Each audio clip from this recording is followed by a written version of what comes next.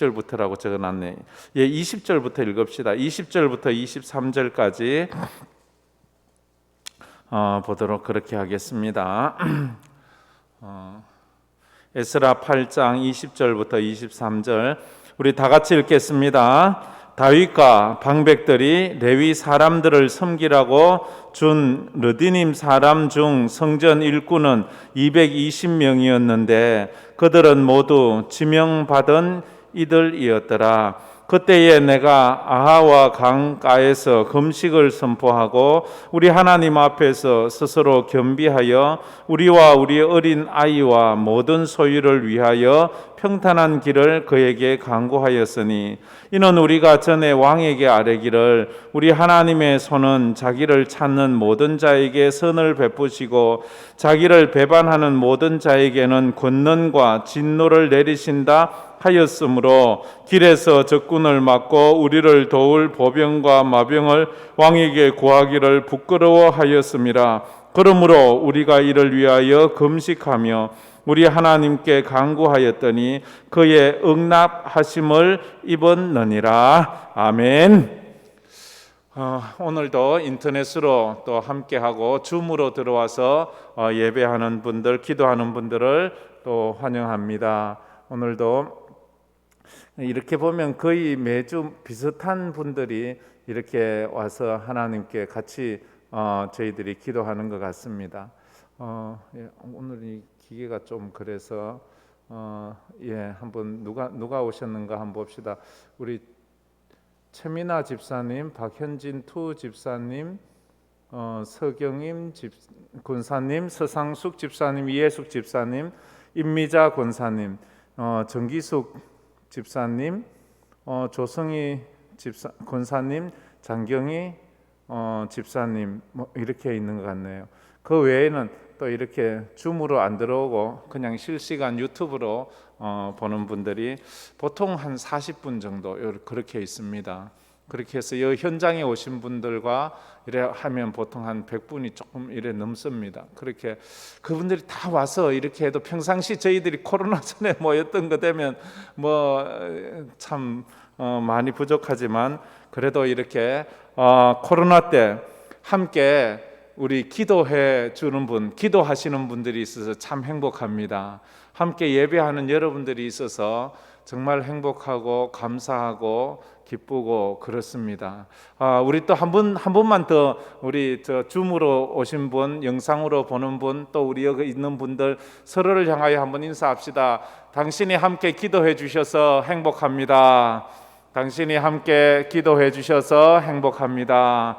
예, 우리 기도의 자리를 잊지 않았으면 좋겠습니다. 젊어서 남편을 잃은 어떤 여인이 있었습니다.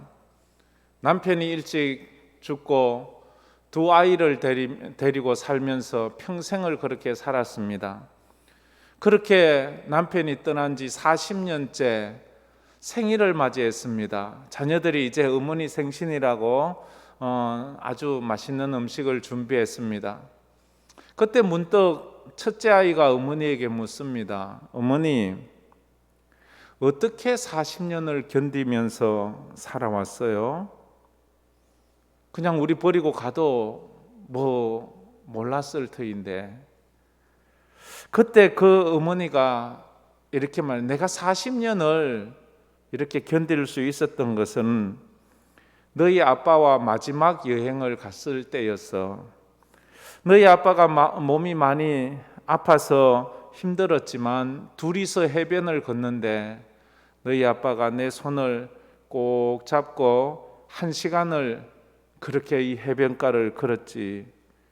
그런데 나는 힘들고 어려울 때마다 너희 아빠가 내 손을 잡아준 그 1시간, 그 1시간이 나를 40년을 견디게 했단다. 1시간에 손잡아준 그 온기가 40년을 견디게 했다는 거예요.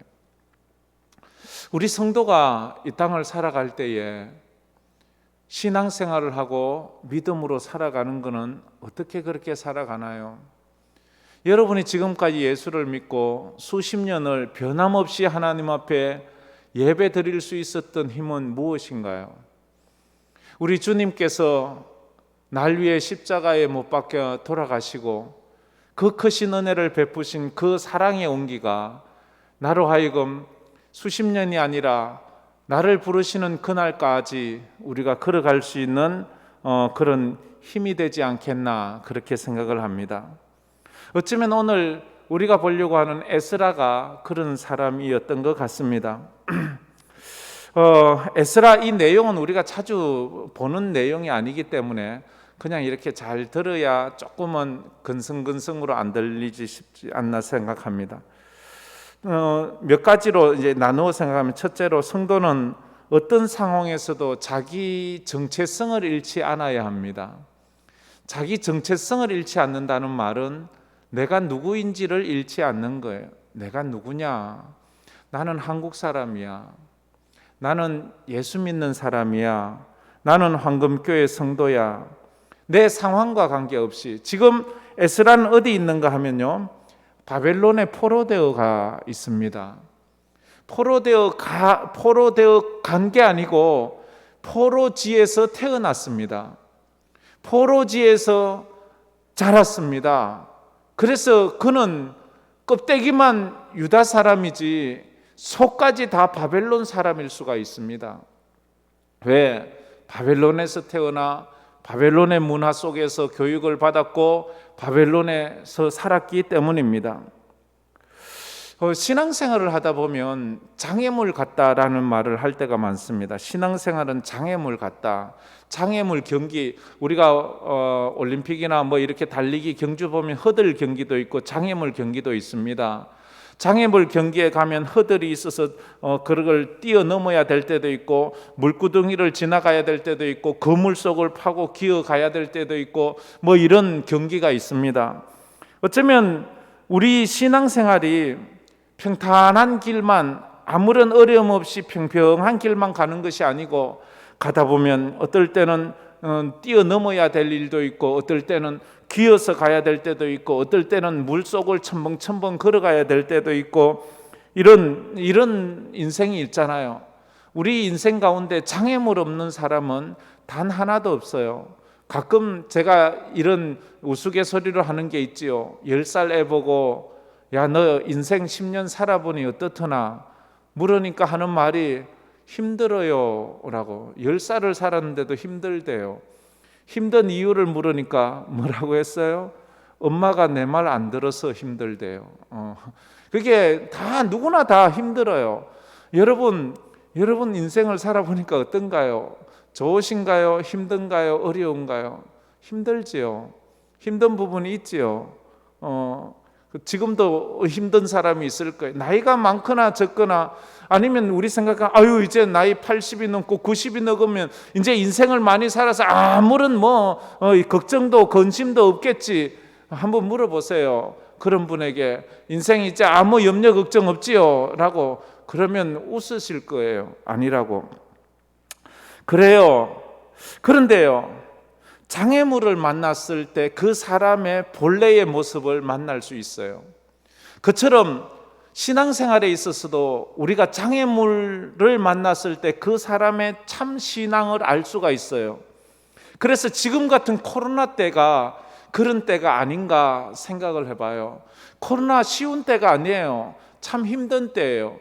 지나고 나면 정말 힘들었다는 것을 더 많이 느낄 거예요. 쉽게 말하면 우리가 IMF 지나왔지만 IMF 때 힘들 거 모르고 지난 사람도 많아요. 그러나 지나고 보니까 야, 그때가 우리나라가 망할 뻔했구나, 이런 위기감을 느낄 수 있잖아요. 그래요. 지금 이 코로나가 우리에게 만만하지가 않아요. 이럴 때에 우리 신앙을 우리가 볼 수 있어요. 어떻게 잘 믿는 사람인지, 좀 믿음이 약한 사람인지. 에스라는 그 앞에, 인생 앞에 놓인 장애물이 있었는데 그것을 피하지 않았어요. 그 장애물을 믿음으로 극복해 갔어요. 에스라는 아론의, 모세의 형이 아론이잖아요. 아론의 16대 자손이었습니다. 16대 자손으로서 그는 바벨론에서 태어났고, 그래서 바벨론에서 태어나 자라다가 이제 바벨론이 망하고 페르시아가 일어났을 때 이제 이스라엘 사람들을 자기 고국으로 돌아가라 할 때에 2차 포로 귀환 때 리더가 되어서 이스라엘 사람들을 데리고 예루살렘으로 돌아온 사람이었어요. 아론의 자손이기 때문에 그는 제사장 가문이에요. 그는 제사장이라는 신분을 가지고 있어요. 그런데 그 신분이 바벨론에서 무슨 의미가 있나요? 바벨론에서 제사장이라는 신분이 무슨 의미가 있나요? 바벨론에 무슨 성전이 있는 것도 아니고, 바벨론에서 무슨 제사 드리는 것도 아니고, 바벨론에서는 제사장이 할 일이 없잖아요. 그런데도 그는 바벨론에서 태어나 바벨론에서 자랐지만 그는 제사장으로서의 사명을 늘 인식하고 있었던 사람이에요. 내가 어떻게 이 제사장의 사명을 감당할 수 있을까 고민하는 그런 사람이에요. 그래서 그가 2차 포로 귀환 때 이스라엘 백성들을 이끌고 예루살렘으로 돌아왔던 동기도 제사장이기 때문이에요. 내가 예루살렘에 돌아가서 예루살렘 성전에서 제사 드려야 되겠다는 거예요. 내가 예루살렘에 가서 제사장이 제사를 드린다는 거예요. 이 사람은 예루살렘에 가본 적이 없어요. 예루살렘을 본 적도 없어요. 바벨론에서 태어났기 때문이에요. 그럼에도 불구하고 그에게는 하나님께서 예루살렘 성전에서 예배드리는 그 예배의 열망을 주셨어요. 우리가 코로나 때고 힘든 때이지만 우리 마음에 내가 그리스도인이면, 내가 하나님을 믿는 사람이면 우리 마음에 나는 예배를 드려야 되는데, 나는 예배하는 사람인데, 그래서 예배 처소에 나가기 위해서 힘쓰고 애써야 돼요. 그래서 이 에스라는 거기 있는 사람들, 이스라엘 남자들 1700여 명을 데리고 남녀노소를 다 합치면 한 6,000명, 7,000명 되는 사람을 이끌고 그 먼 곳을 여행을 해서 예루살렘에 돌아오게 됩니다. 그래서 돌아와서는 그가 3차 포로 귀환을 한 느헤미야와 함께 연합을 해서 그 예루살렘의 부흥운동을 일으켜요. 그래서 에스라 학자가 모든 사람들 앞에 모여서 그 여호와의 율법을 낭독할 때에 에스라의 율법 낭독 소리를 듣고 예루살렘에 모였던 모든 사람이 울었더라. 그렇게 그 낭독하는 소리에 사람이 울었어요. 요즘 말하면 그 에스라가 부흥사가 되어서 모든 사람들이 보는 그 앞에서 성전 뜰에서 말씀을 전하니까 그 말씀을 듣는 사람들이 막 울었대요. 그 우는 사람을 보고 느헤미야와 에스라가 하는 말이 울지 말아라. 여호와로 인하여 기뻐하는 것이 너희의 힘이다. 우리가 울지 말고 기뻐하자. 그런 말을 했던 사람이 바로 이 에스라입니다. 그래요. 우리는 우리의 처한 상황이 내가 누구이냐를 나타내지 않아요. 내가 어떤 신분이고 어떤 정체성인지, 내가 처한 상황, 내가 가진 직업이 나를, 내 신분과 내 정체성을 이야기하지 않아요. 내가 가진 믿음과 내 삶이 내 신분과 내 정체성을 이야기해요. 에스라는 그 포로였어요. 포로들은 대부분 노예같이 노역을 하는 사람들이에요. 그래서 그 바벨론이나 페르시아에서 이방 민족에서 잡아온 사람들은 포로로 썼어요. 그 사람들은 페르시아나 바벨론에서 이방 민족, 망한 나라 사람들, 우리의 노예, 이렇게 말했어요. 그러나 에스라는 나는 노예가 아니야. 나는 하나님의 사람이고 나는 제사장이야. 이렇게 자기 자신을 말했어요. 세상에 나가면 우리의 직업대로 우리를 이야기할 때 어이 김씨, 어이 이씨, 어이 박씨 이렇게 말해요. 막노동 하는 사람은 당신은 신분이 막노동이군. 비즈니스 하는 사람은 당신은 그 일이, 이렇게 운전하는 사람은 당신은 운전수군요 라고 말할 수 있지만, 그러나 우리가 하나님 앞에서 나는 그런 신분이 아니에요. 우리는 하나님을 예배하는 자예요. 왕같은 제사장이에요. 거룩한 나라의 백성이에요. 할렐루야. 우리는 우리가 처한 직장과 환경이 내 신분을 이야기하지 않아요. 내가 어떤 믿음으로 어떤 삶을 살고 있느냐가 그게 바로 나의 신분이에요. 주일날 여러분이 평상시와 다르게 옷을 깔끔히 입고 하나님 교회에 나와서 예배하면 여러분은 그 예배자가 여러분의 신분이고 여러분의 정체성이에요. 왜? 우리는 일주일을 사는 이유가 예배를 드리기 위해서 살기 때문이에요. 우리가 일주일 동안 열심히 예배를 위해서 준비했다가 그렇게 또 주일날 나와서 예배하고 예배의 힘을 얻어 또 나가서 내 삶을 또 살아가는 그런 사람들입니다. 그게 그리스도인이다 하는 거예요. 에스라는 포로였지만 그는 이스라엘의 제사장으로서의 자신의 사명을 잊지 않았습니다. 상황적으로 볼 때에 에스라가 할 수 있는 건 아무것도 없어요. 그가 뭐 제단이 있어서 제사를 드리겠어요? 성전이 있어서 그곳에 나가서 하나님 앞에 기도를 하고 분향을 드리겠어요? 그러나 아무것도 할 수 없지만 그는 제사장이었어요. 그리고 그의 마음에는 이런 뜨거운 꿈과 비전이 생겨요. 언젠가 하나님께서 내게 은혜를 주시면 내가 제사장으로서 살겠다.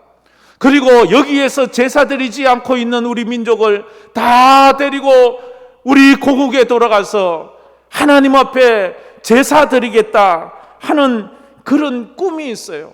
어떻게 하면 이 바벨론에 포로되어 온 내 민족을 우리 조국에 데리고 가서 다시 예배 드리게 할 수 있을까 하는 이게 에스라의 꿈이고 비전이고 삶의 이유였어요.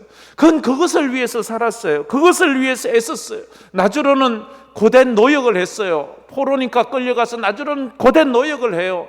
그래도 한 번씩 쉬는 날이 있을 거 아니에요? 쉬는 날만 되면 그때마다 모여서 함께 기도하고 함께 하나님을 잘 믿자고 그렇게 노력했던 사람이 바로 에스라입니다. 성도는 시대가 힘들고 어렵다고 사명을 버려서는 안 됩니다. 사명이라는 것은 내가 마땅히 해야 할 것이 사명 아니겠습니까? 아무리 내가 환경이 어렵고 내 지금 여건이 어려워도 내 사명을 버리면 안 돼요. 그래요. 요즘은 우리 한국에도 목회자가 이중직을 가지고 있는 것이 많이 있습니다. 뭐 개척교회나 또 이렇게 교회가 어려운 그 교회 목사님들 보면 또 이중직을 가지고 있고 이제 이것에 대한 논의를 총회에서도 구체적으로 하고 있습니다. 이걸 합법화할 것이냐 인정할 것이냐 여기에 대해서 논의를 하고 있습니다. 그런데 서구 교회, 저 미국만 가도 목회자들이 이중직을 가지는 것이 거의 일반화되어 있습니다. 그래서 사람들은 그가 목사인지 모를 때가 참 많아요. 어떤 사람은 택시도 하고 어떤 사람은 잔디도 깎고 어떤 사람은 수영장도 청소하고 여러 가지 직업을 가지고 있습니다. 그러다 보니까 사람들은 그의 본래의 신분이 뭔지 모를 때가 참 많습니다. 그러나 성도는 아무리 힘들고 어려워도 자기의 본업, 내가 누구냐라는 것을 잊지 말아야 합니다. 그래서 하나님 앞에 내 사명대로 살아야 합니다. 근데 삶이 힘들고 어려우면 자꾸만 내 사명을 자꾸만 저버릴 때가 참 많습니다. 그러다가 그것이 가슴이 아파서 그것 때문에 우는 그런 사람을 제가 여러 보았습니다. 저와 같이 청신에서 공부했던 친구 목사님이 어느 날 제가 목회하는 곳에 왔어요. 근데 저도 처음 보고 자기도 나 처음 보고 그래서 서로가 인사하다 보니까 같은 반에서 공부한 사람이에요. 세월이 오래 지나서 더 몰랐지만 반에 워낙 학생이 많다 보니까 더 몰랐어요. 근데 그분이 목회를 그만두고 다른 일을 하시는 거예요. 그러면서 마음이 너무 아파하는 거예요. 그런 것을 보았어요. 어느 날 베드로가 로마에서 박해가 너무 심해지자 로마에서 목회를 할 수 없다 생각해서 로마에서 도망을 갑니다. 로마에서 도망을 가다가 로마 이제 바깥 어귀에서 이제 도망을 가는데 어떤 한 사람이 로마로 지나가는 거예요. 그런데 석 보는데 느낌이 이상해요. 가만히 생각하니까 주님인 거예요. 주님이 다시 로마로 들어가고 자기는 로마에서 도망을 가는 거예요. 그래 돌아서서 주여 어디로 가시나이까 묻어요. 쿠오바디스 도미네, 주여 어디로 가시나이까? 이 영화도 됐잖아요. 주여 어디로 가시나이까? 그때 주님이 베드로에게 하는 말이 네가 버리고 도망가는 저 로마의 교회를 위해서 내가 다시 십자가에 못 박히려고 로마로 가고 있다라고 이렇게 말씀하시는 거예요. 그 말씀을 듣고 베드로가 그 자리에서 꿇어 엎드려서 주여 잘못했습니다. 제가 다시 로마로 가겠습니다. 제가 다시 로마로 가겠습니다. 그래서 그는 그 자리에서 도망가지 않고 다시 로마로 들어가서 로마에서 로마 군병들에게 붙잡혀서 십자가에 거꾸로 못 박혀 십자가에서 순교를 합니다. 성도는 어떤 상황에서도 삶이 아무리 힘들고 어려워도 우리 사명을 저버려서는 안 돼요. 내가 목사고, 내가 전도사고, 내가 장로고, 내가 권사고, 내가 집사고, 내가 목사고, 내가 주일학교 교사고, 내가 찬양대원이고 하나님을 믿는 성도라면 내가 해야 할 그 일을 감당해야 하는 거예요. 주여 어디로 가시나이까? 쿠오바디스 도미네. 나는 네가 버리고 도망가는 그 로마의 백성들을 위해서, 교회를 위해서 다시 십자가에 못 박혀 죽으러 간다. 이 말씀을 우리는 영적으로 들어야 됩니다. 불가능한 상황이었습니다. 아무도 인정해 주지 않았습니다.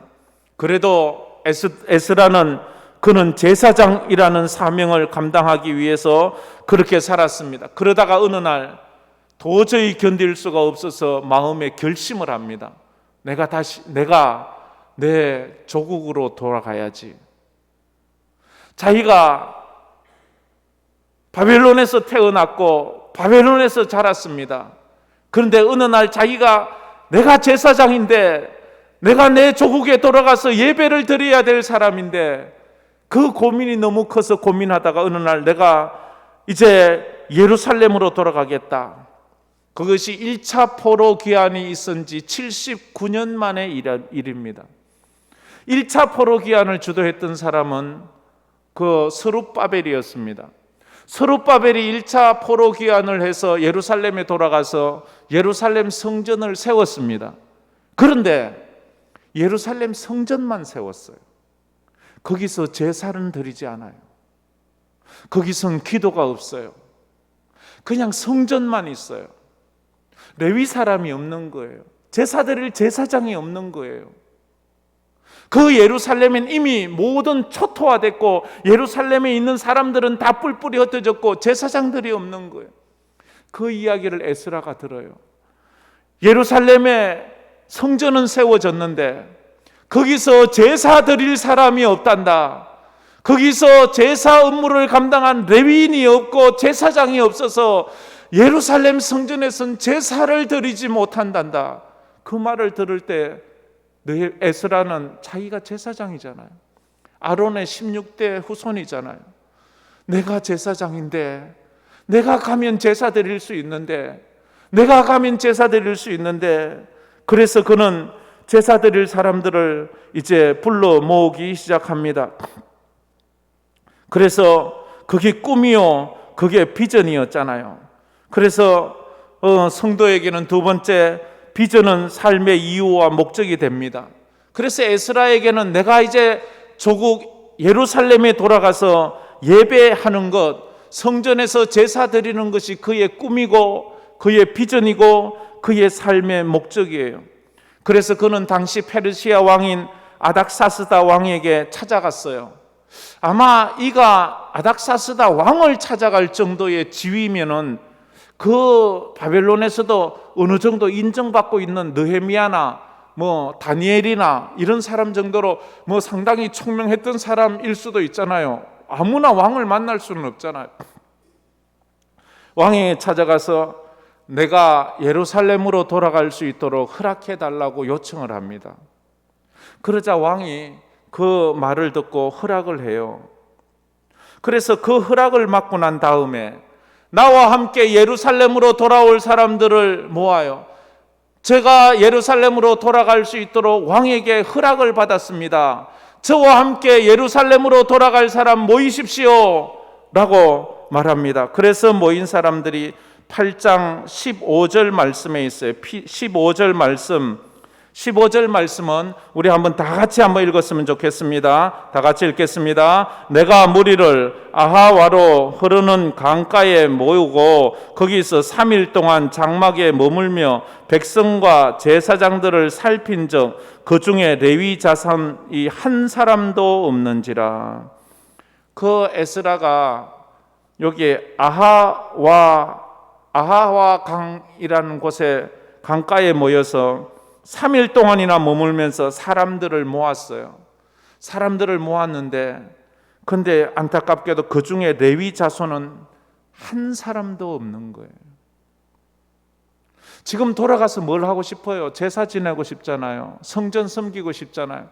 근데 레위 족속이 없는 거예요. 왜 레위 사람들이 한 명도 오지 않았을까? 이건 어쩌다가 빠진 것이 아니라 의도적으로 레위 자손들이 한 명도 오지 않는 거예요. 왜냐하면 레위 자손들이 자원하는 사람이 없기 때문이에요. 왜 자원하지 않았을까? 먼 여행을 가야 하고 자기들의 이 땅에 아마 집 짓고 자식 낳고 여기서 터전 쌓아 사는데 여기서 떠나기가 쉽지 않지만 그들에도 레위 사람들이 누구에게도 존경받지 못하는 거예요. 우리가 여기서 이렇게 억지로 먹고 사는데 조국에 돌아간들 우리가 뭘 먹고 살라고 사람들이 아무도 자원하지 않는 거예요. 아무도 그 일에 대해서 가려고 하지 않는 거예요. 보상을 해주지 않기 때문에. 지금 이 에스라는 단순히 고향을 방문하는 게 목적이 아니잖아요. 그곳에 가서 하나님의 성전에서 제사하고 하나님의 성전을 세우는 것이 목적이잖아요. 근데 한 사람의 레위 자손이 없는 거예요. 그래서 그 일을 놓고 에스라가 하나님께 기도해요. 하나님의 선한 손으로 우리를 좀 도와주세요. 그렇게 기도하니까 18절에 이런 일이 일어납니다. 우리 하나님의 선한 손의 도우심을 입고 하나님의 선한 손의 도움을 입고 그들이 이스라엘 손자 레위의 아들 말리의 자손 중에 한 명철한 사람을 데리고 오고 또 세레바와 그의 아들들과 형제 18명과 이 레위인이 18명이 오는 거예요. 그리고 계속해서 보면 하사바와 머라리 자손 중에서 여사야와 그의 형제와 그의 아들들 20명을 그러니까 18명 플러스 20명 하면 38명의 레위인들이 찾아온 거예요. 그리고 20절에 보면 다윗과 방백들이 레위 사람들을 섬기라고 준 느디님 사람 중 성전 일꾼으로 220명이었는데 그들은 모두 지명받은 성전의 일꾼들이 220명이 오는 거예요. 38명의 레위인들과 레위인들은 대부분 제사장들이었어요. 그리고 그 성전의 일꾼 220명이 모이기 시작했어요. 에스라가 그 일을 위해서 기도하고 그 일을 위해서 하나님의 선한 손의 도움을 청하니까 그런 은혜가 있는 거예요. 하나님께서는 하나님의 선한 손으로 우리를 도우기를 원하세요. 여러분이 여러분의 꿈과 비전을 위해서 기도하면 하나님께서 사람도 붙여주시고 물질도 붙여주시고 환경도 은혜 주시고 다 형통케 해주실 것을 믿습니다. 할렐루야.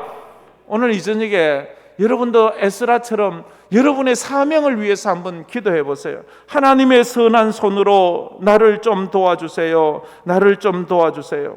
하나님의 선한 손의 도움은 성경에 많이 나옵니다. 하나님의 사람들이 힘들고 어려울 때 어찌할 바를 모를 때 하나님은 찾아가셔서 직접 어루만져 주기도 해요. 로뎀나무 밑에서 엘리야가 지치고 피곤해서 나 죽을 것 같아요. 나 차라리 죽여주세요 할 때 하나님이 직접 찾아가셔서 엘리야를 쓰다듬어 주고 먹을 것을 주면서 엘리야라 다시 일어나거라 그 손으로 일으켜 세워줘요.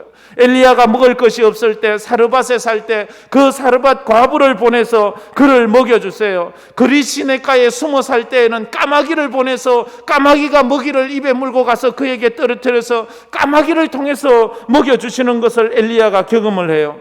우리 사랑하는 성도들이 이 땅을 살아갈 때 하나님의 선한 손길이 필요합니다. 도와주세요 하면 우리가 상상하지도 못했던 사람의 손길로 도와주십니다. 처음에 저 미국 LA에 가서 먹을 것이 없을 때 힘들고 어려울 때 인도네시아 선교사가 와가지고 가윈이라는 이름을 가지고 있어요. 한국 이름으로는 김영석이라는 그 선교사님인데 인도네시아 그 선교사님이 와가지고 우리에게 쌀을 한 부대씩 갖다 주는 거예요. 하나님이 이렇게 도움의 손길을 주세요. 도와주시고 잡아주시고 만져주시고 인도해 주세요. 힘들고 어려울 때는, 병들고 아플 때는 자꾸만 만져주시고, 하나님께서 우리를 인도해 세워주시고, 길을 잃었을 때는 주님이 우리 손잡고 우리를 이끌어 주시는 거예요. 주님요, 이 손을 꼭 잡고 가소서. 약하고 피곤한 이 몸을 폭풍우 흑암 속. 우리 이 찬양 많이 부르잖아요. 아마 이 찬양 좋아하는 분들 많을 거예요. 힘들고 지칠 때 하나님 내 손 좀 잡아주세요. 하나님의 선한 손으로 나를 좀 잡아주세요. 그렇게 많이 하잖아요. 마지막으로 성도는 사람을 의지하지 않고 하나님을 의지하는 사람입니다. 에스라는 아닥사스다에게 도움을 청하지 않아요. 허락만 해달라고 그래요. 도움을 청하지 않고 그가 믿음으로 그 길을 가요. 그가 도움을 청하지 않는 이유가 있어요. 왜냐하면 그가 아닥사스다 왕 앞에서 큰 소리 친 게 있거든요. 22절 말씀이에요. 22절에 잘 보면 그 아닥사스다에게 뭐라고 했는가 나와요. 이는 우리가 전에 왕에게, 아닥사스다 왕에게 아뢰기를, 우리 하나님은, 하나님의 손은 자기를 찾는 모든 자에게 선을 베푸시고, 우리 하나님은 자기를 찾는 자를 도와주신다는 거예요. 자기를 배반하는 모든 자에게는 권능과 진노를 내리신다 하였으므로 길에서 적군을 막고 우리를 도울 보병과 마병을 왕에게 구하기를 부끄러워하여. 그 먼 곳에서, 바벨론에서 예루살렘까지는요 한 1500km가 돼요. 요즘같이 길이 잘 닦여져 있으면 뭐 차 타면 금방 갈 수 있겠지만, 과거에는, 그 시대에는 여기 보면 쭉 나오는데, 그들이 바벨론에서 떠나서 예루살렘에 도착하는데 5개월이 걸려요. 산 넘고 물 건너 강 건너 들 건너 걸어서 오다 보니까 5개월을 가야 되는 그곳, 중간에 누가 살아요? 유목민이 살아요. 중간에 강도떼가 있어요. 중간에 짐승이 있어요. 중간에 어려운 날씨도 있어요. 자기들을 도와줄 군사가 없으면, 자기들을 지켜줄 군사가 없으면 그 먼 길을 가다 보면 많이 죽어요. 지금 몇 명이 가는가 하면 남자만 1754명이 가요. 1754명이 자원을 해요. 그런데 남자만 가나요? 그의 식솔들이 있잖아요. 그 식솔들을 다 합치면 한 6, 7천 명이 넘어요. 6, 7천 명이 넘는 사람을 먹여야 되고, 6, 7천 명을 먹는 사람을 입혀야 되고, 그 5개월 동안 그들을 안전하게 보호해 주자면, 어떻게 군사가 없이 그 길을 간다는 것은 자살 행위와도 같아요. 그런데 이는 지금 그 우리를 도울 보병과 마병을 왕에게 구하기를 부끄러워했다. 왜? 하나님이 우리를 도우실 것입니다. 하나님이 우리를 이렇게 큰 소리 쳤거든요. 그래 놓고는 이방 왕에게 우리 좀 도와주세요 하면, 네 하나님이 도와준다면서 너 하나님한테나 기도해라, 이러면 부끄럽잖아요. 그래서 이게 신앙인의 자존심이, 신앙인의 자존심. 그래서 그들은 하나님 앞에 기도하면서 가기로 그렇게 결심을 하는 거예요. 사람이 은행 일치를 해야 되잖아요. 그래서 에스라는 정말 어렵지만 말하지 않아요. 그럴 때 있어요. 가끔 우리 예수 믿는 사람도 보면 정말 영적인 자존심 있어서 어려워도 어렵단 말을 하지 않아요. 내가 하나님의 도움을 구할란다, 난 사람의 도움을 받지 않을란다, 이렇게 끝까지 자존심 세우는 사람이 있습니다. 에스라는 영적 자존심이 있었어요. 하나님을 믿는 사람이 상황이 다급해졌다고 해서 현실에 굴복하는 그런 일이 또 있어서는 안 돼. 이게 어려운 건데 이 지혜로워야 돼. 그렇다고 해서 뭐 아무것도 안 하고 약도 안 먹고 병원도 안 가고 가만히 있으면 굶어 죽지요. 뭐 병들. 그런데 그런 지혜가 있어야 되는데, 이거는 이방 왕하고의 이야기거든요. 내가 우리 하나님이 우리 다 도와준다고 큰 소리 쳤는데 그 가서 손 벌리면 그 사람이 너 하나님 믿는 사람이 뭐 그거밖에 안 되냐, 이렇게 할까봐 하나님의 자존심으로 하는 거예요. 우리는 완벽할 수가 없어요. 우리가 완벽하지 못했을 때 우리는 부끄러워해야 돼요. 내가 내 말대로 살지 못했을 때 우리는 부끄러워해야 돼요. 근데 문제는 우리에게 부끄러움이 없을 때가 많아요. 내가 목사로서 목사다운 삶을 살지 못했을 때 부끄러워해야 돼.